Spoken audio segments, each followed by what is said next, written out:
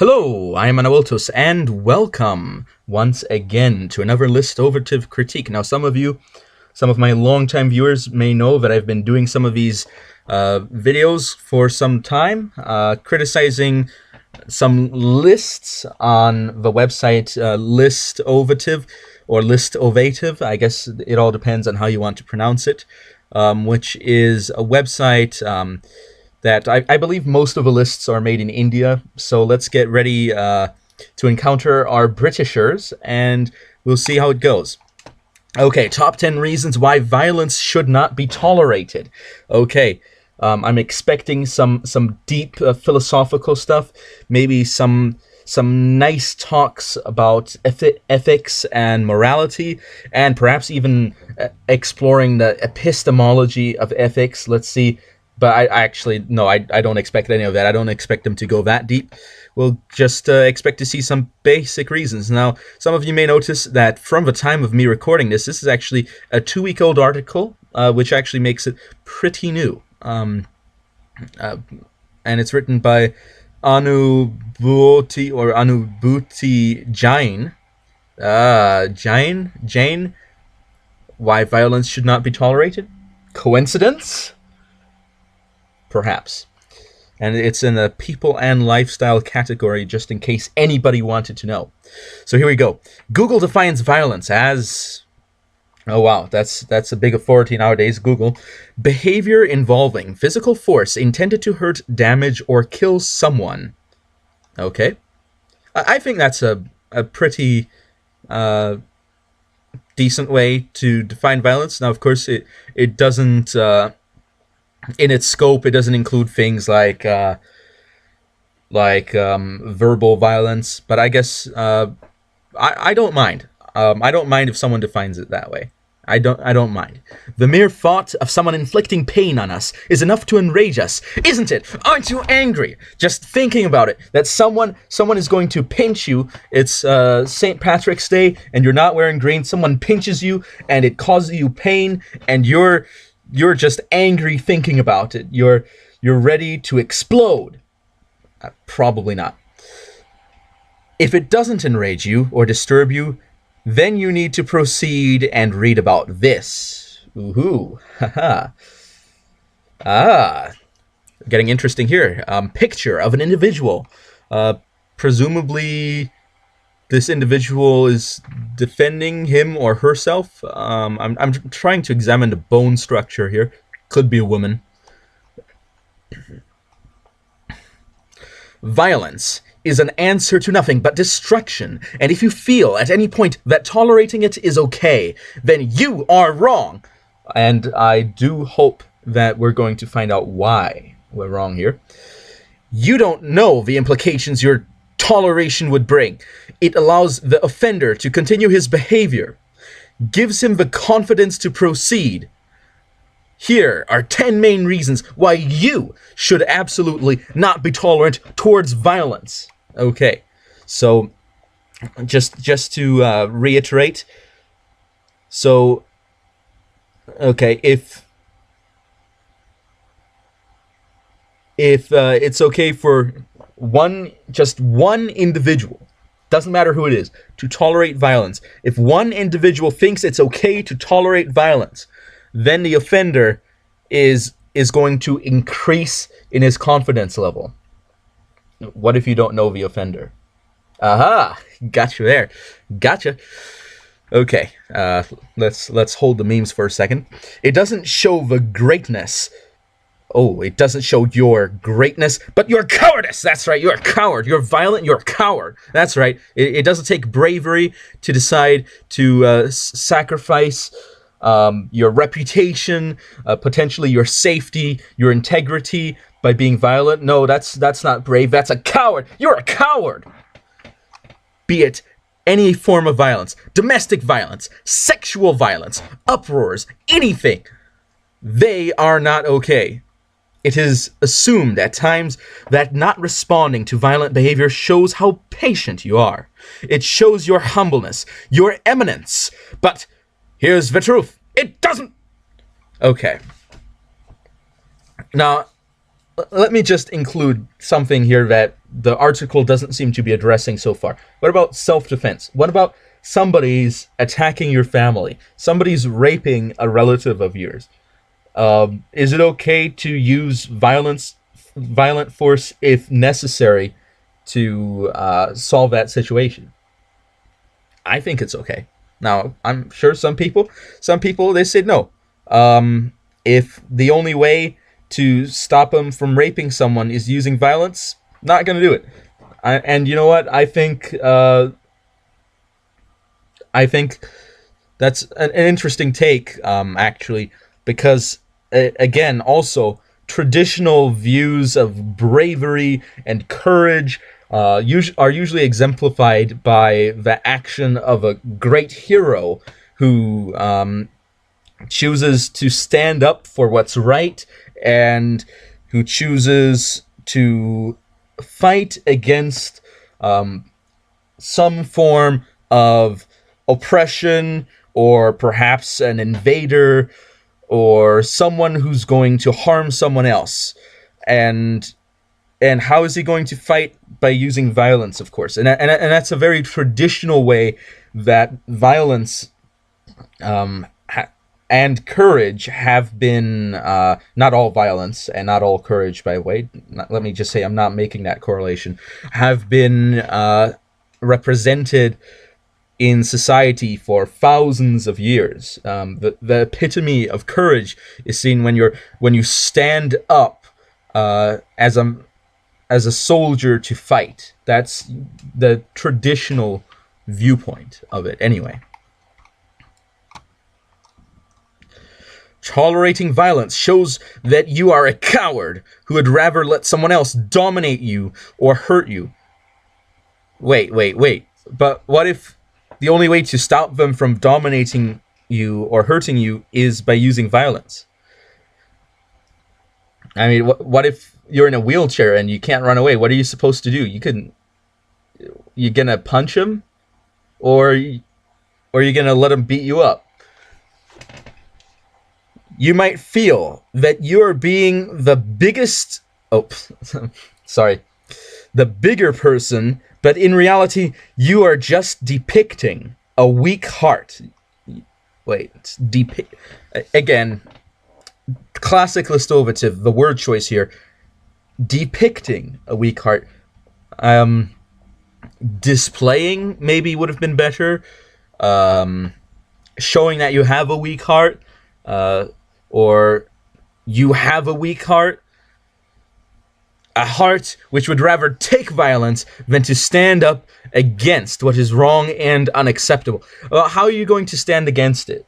I mean, if you see someone who's violent and you go to the police and you tell them there's someone being violent there, how's the police going to stop it? They're going to stop it with either the threat of violence or violence itself. How else is it going to work? Again, we're not talking about all forms of violence here, and the article apparently did not make that distinction, unfortunately, which means it's cool for me to bring it up. Violence means violence, and in no way does it depict love. What if you're protecting someone you love? Okay. Somehow, in the twisted brains of violence lovers, an act of violence shows how protective or how loving they actually are. Okay. Wait a second. Protective? Okay, let me just get more context. In fact, in most of the domestic violence cases, it is your intimate partner inflicting the violence, and the one taking it perceive it to be an act of love and possessiveness. It is not. Hurting someone is the complete opposite of loving someone. And, well, I don't know if... I think we've got a false dichotomy here with hurting someone, which is in the context of this article a physical event, and loving someone, which is an emotional event. And I'm going to be honest, Yes, domestic violence certainly is not a sign of love. But if you see someone who's trying to hurt someone else, and the only way to stop them is to fight them, can it also not be not only because you love the person that is being attacked, so you're trying to defend someone, but that you also love the person who is the attacker, so that you don't want them to do this. You don't want them to do this because you want what's best for them. Or maybe I'm being a tiny bit too idealistic here. And thinking that with time it would change someday, that they would realize their wrongdoing. And thinking that with time it would change someday, that they would realize their wrongdoing. Wait a second, that's not a sentence. And thinking that with time it would change someday. Okay, you're thinking that with time it would change someday, that they would realize their wrongdoing. That's also something you're thinking.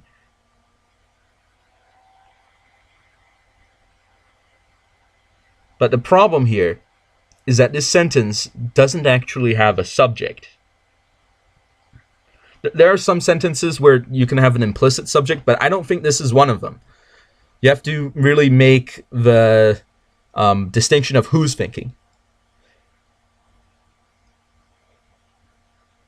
Trust me, my friend, it is just a wishful thinking. It's not just wishful thinking, it's a wishful thinking. There you go, classic Listovative. One who loves violence isn't capable of loving anyone else and is not going to change anytime soon. Therefore, the soldiers out there at war, if you're living in a country that's under attack and there are soldiers out there, they don't love you because they're violent people. There you go. There you go. You have a lawful right. Oh, okay.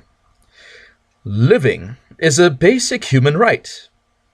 Granted by whom? Okay, I'm getting a tiny bit too philosophical here. And inflicting violence on humans is in direct violation of it. Okay, well, could you justify your human rights before you start basing judgments on them? Please, okay? In which sense is not feeling safe in your home, your city, your country acceptable? Okay, wait a second. You just turned it from a situation where someone is being violent, someone is directly being violent, and you can see evidence of it, someone is inflicting violence, to not feeling safe. That's entirely different, folks, okay? A number of surveys have shown that people who don't report incidents of violence fear that law would not protect them. And you know what? In some countries, that's actually true. I know that, I forget which place it is, but there's some place in Africa where if you see someone who's wounded by the side of the road, the safe thing to do would be to just go on. Because if you stop and try to help that person, and then the police comes around, they're going to arrest you because you're at the scene of a crime. And they're going to accuse you of a crime, even if you were obviously trying to help the person. So, it's... so I guess in some places that is actually true. Well, no, it's not. That's false dichotomy again, on my part this time. This is reporting incidents of violence. Yeah, and... well, again, some places in the Middle East, if a woman is assaulted and she reports it, she can get punished. So I guess that is true in some places. But here is the fact. Any government on this earth do not accept violence. Any government, singular, do, plural. There you go. Classic Listovative. It is a criminal offense, and there exists punishments for the wrongdoers and protection for the victims. Not in every country. Again, this is something that is actually widely reported. Tolerating abuse because you feel people won't support you or the laws won't support you is absurd. And you know what? You're right. You shouldn't tolerate abuse. But also, there are situations where the people and the law won't actually support you. So, there's two sides to this issue. Well, there's two aspects to this issue. I wouldn't say sides, because sides implies that there's an opposition there, and that's not what I'm trying to imply. 7. It is not an act of awareness. Okay, here we go. There are people who believe that an act of violence, especially mass violence, is at times an act of awareness. Wow, the plots of however many movies where the villain is trying to, aha, I'm gonna do this violence, and then people are gonna realize blah blah blah.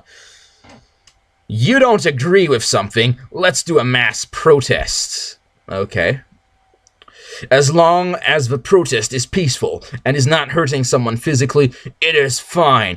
But the moment the protest crosses that line and becomes violent, it is no longer okay. And you know what?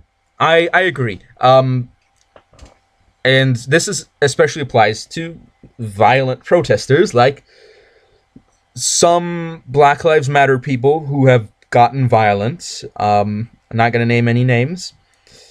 Also, a lot of Antifa people, anti-fascists, who themselves are quite oppressive in their ideology, who not only do some of them actually commit acts of violence, but it is very common in that community that people say, oh, you gotta punch a Nazi. And the one big problem I have with that is, number one, again, you shouldn't just punch people because you disagree with them. That's just not decent, okay? And it's illegal. And number two, okay, oftentimes they don't even know who the Nazis are.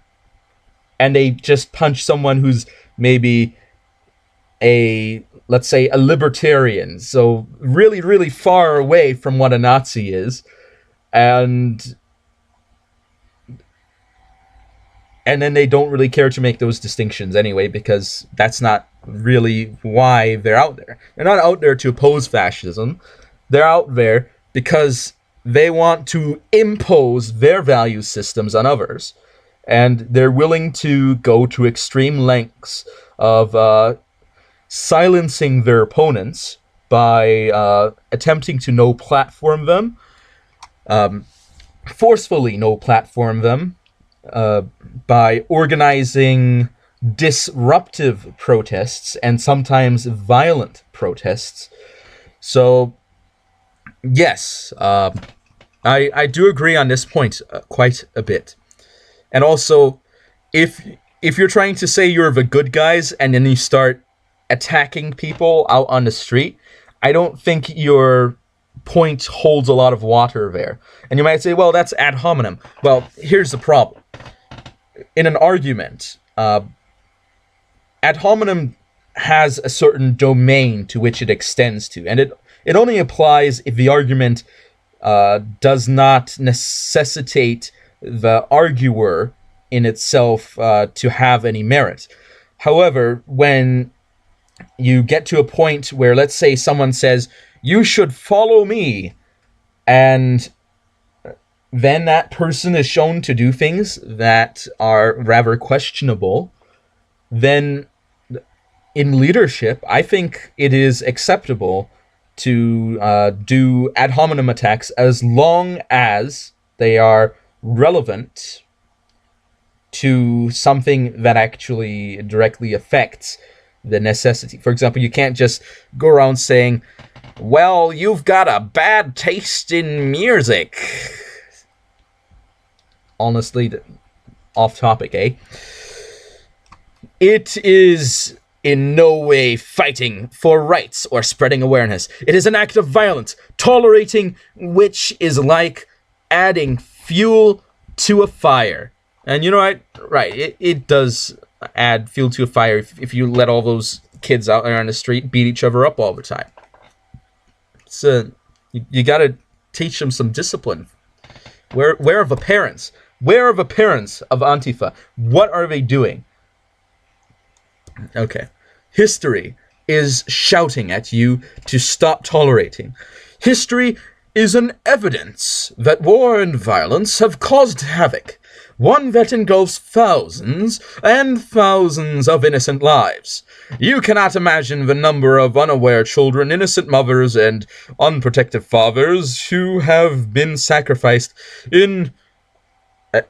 did I say unprotective? And protective fathers who have been sacrificed in acts of violence. One can never make up for all those unaccounted lives. Well, in my personal opinion, there's no such thing as an innocent life, but that's an argument for another time. It is history again, which says that not reacting to the right moment is a major reason behind all these acts. Oh, how some direct communication, proper awareness, and correct reaction could have helped the ones who played no role other than dying. And you know what? That's correct, okay? Don't go around doing violence, especially if it's just going to get a lot of people killed. The French Revolution, for example. A lot of people died that, honestly, you could have done it in a manner that a lot less people would have died. It comes to a point where you're thinking, well, is it really right to try to achieve our goals if it's going to kill so many people? Soviet Union, China, Cambodia, Cuba, all those different places where a lot of people died because people were trying to accomplish their goals, and in the end, well, look at how the French Revolution ended. It didn't end well. Talking is way better than swollen lips and broken hips. You know what? I agree.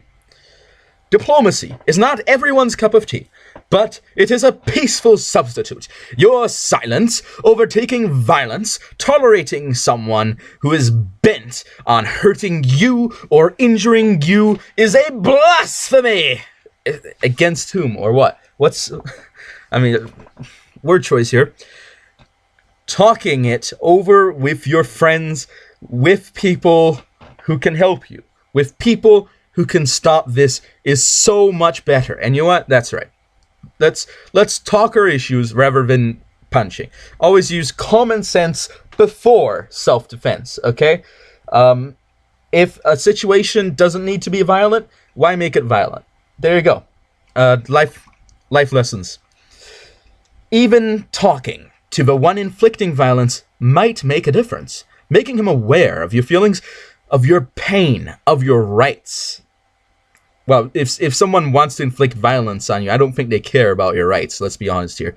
And I will take talking any day over a bruised body. You know what? I agree. Talking with professionals might just give you the confidence you need to speak out and put an end to all your misery. Number 4, your one act of bravery can help several. If you think that you are the only one who is unlucky of falling victim to tolerance. Unlucky falling victim to tolerance. Okay, fair enough. You are wrong. There are thousands of others who share similar stories and pain. The day you stop tolerating is the day not only you become free, but it is also the day which might become an inspiration for many. If your actions can help even one person who shares a similar fate, you can be proud because you saved yours and an equally innocent life. So are you actually talking about defending others here?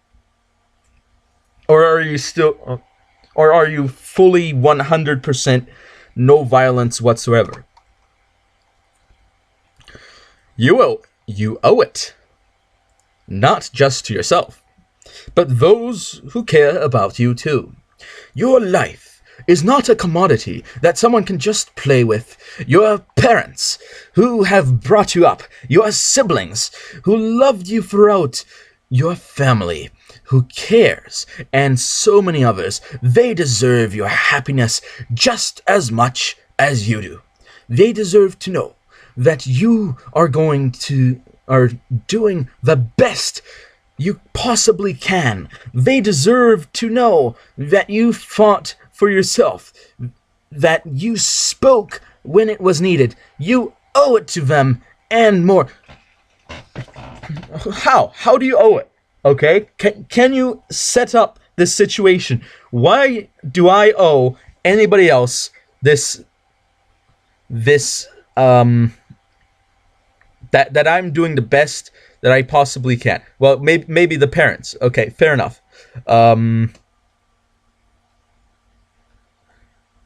You know what? Fair enough. It's the parents. Yeah. There you go. Got it. But so many others. Who else? You know what? You win. You win, Listovative. You win this time. It's not your fault. One thing that has disturbed me for years is the fact that 40 to 50% of cases, the victim feels that they are wrong and deserves the kind of behavior they are exposed to. Wait a second. The victim, singular, they, plural. Uh-oh, that's a no. Here's the raw truth. It is not your fault. Whoever you are a human being. Someone's violent behavior, someone's obsession with inflicting pain on you is their responsibility, their issue, their problem. In no way have you lured them into becoming that way. So the next time you feel that you deserve it, or you are the only reason why someone's the way they are, stop and reflect. They were always like that. They always enjoyed hurting you. It's not you, but them. Ha ha ha ha ha. That's right. That's right. We're gonna go there. We're gonna go there. They were always like that. They always enjoyed hurting you. Come on. Really? Who is always like that? Who always enjoyed hurting one person? How many people do you know that are actually like that?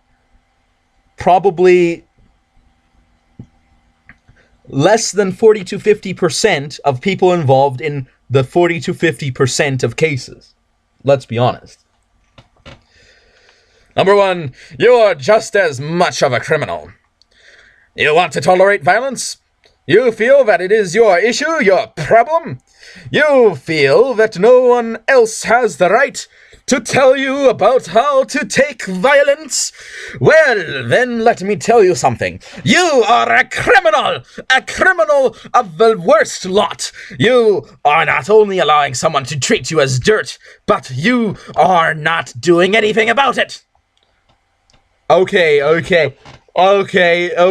Maybe victim blaming is going a bit far here, folks. I can see some situations where the victim brought it onto himself, but really at this point, come on. Just give a man a break, okay? Not reporting such acts makes you equally guilty. Okay, fair enough. Equally? No, because I think that there's a great difference between passively allowing a bad event and actively being involved in it. I think that there's a great moral difference in that, but still, again, if there is something you can do, there is certainly something you should do. So yes, there's an amount of guilt in there. Supporting what's wrong or closing your eyes on something that is wrong, I got a bit phlegmy there, doesn't make it right. I understand that speaking out is a scary thought. You might imagine hundreds of things that can go wrong, but you owe it to yourself, to your dreams and your aspirations. You deserve just as much respect as anyone else. R-E-S-P-E-C-T, find out what it means. Okay, I just had to. And remember, there are always people behind you. Ones who care, ones who understand, ones who will fight along, ones who are waiting for you to speak up. There we go. That's the speech, folks. And yes, yeah, if classic case, a woman was getting murdered in a town, and there were a lot of people who heard the violence, and apparently no one actually called the police, so nothing got done. So there you go. That's a classic case. So yes, there is certainly, if you've got something that you can do, you certainly should do it. So yeah, let's see. Offer. Okay. No bio. That's fine. Please do not harass the offer. Please do not harass Listovative. My overall thoughts on a list. I wish the person would have at least mentioned the idea of self-defense and the stance that this article would be taking on it, because it's not even brought up, and I think it certainly should be brought up so that we at least know what the writer's opinion on that is. In addition to that, I disagree with some of the points, but a lot of the points are pretty good. I'm a generally pacifist guy. You know what? I'm not the guy that goes in for all the wars of aggression, but still, I gotta say, you gotta defend. You gotta do it, folks. You gotta defend, and when you fight, you gotta fight to win. That's my ideas. Anyway, thank you all for listening. If you have anything to add to the conversation, please do so in the comment section below. I might repost this on Reddit, so I guess you can get information there. Provide commentary there as well. And next video that should be out is probably going to be a Stronghold Crusader. So thank you all for watching, and I will be seeing you all next time on Awoltus. Over and out.